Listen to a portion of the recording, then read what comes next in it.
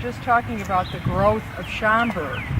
Well, north of here was open prairie and farms. In fact, he kept his ponies at a farm at the corner in that place there. It was a farm. So it's hard to imagine. And his home was at the very edge of town. So he's as close to the countryside as he can get it. This was a very woodsy lot. And there was a lot next to it that had lots of trees on it. So when he built this little cottage, I think of it as a little cottage in the woods. Well, he built this on a loan from none other than William Sullivan, who's now getting recognized more and more, his boss at the time, for $5,000.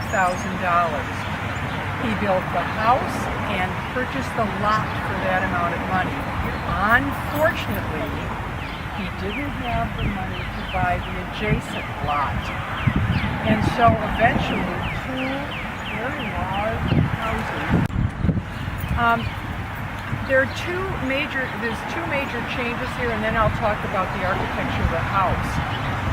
First, in 1895, with the growing family, they built an addition, so much of what we do today, playroom, kitchen, servants' quarters. And then that was a change in the house. And then in 1898, tired of missing that last train from Chicago, he built a studio here, although I think he always kept an office in Chicago. But let's look at the house here. It's very unlike any of the houses on the street, right? Right. It's a little shingle-style cottage. And he learned that style from his first boss in Chicago, Joseph Silver, who's from the East Coast, where that's a very popular style. Plus, a lot of people like that shingle style.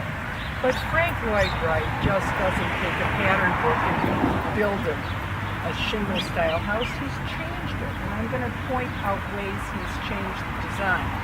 Number one, look at the very large triangular gable there. I'm supposed to face you.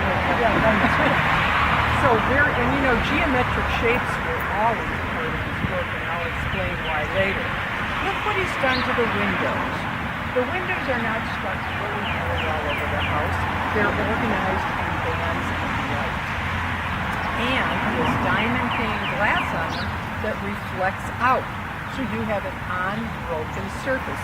Look at the large picture window there. It's a black hole. He doesn't want a black hole.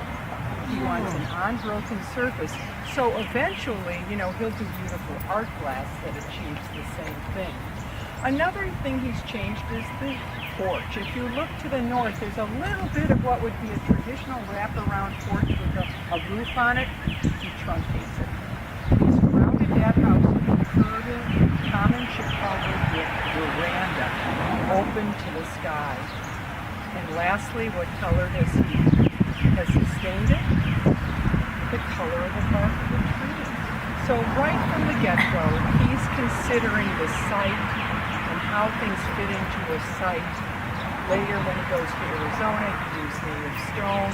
So what we're going to be seeing is the seeds of things he does almost all his life. Any questions or reactions? Well, let's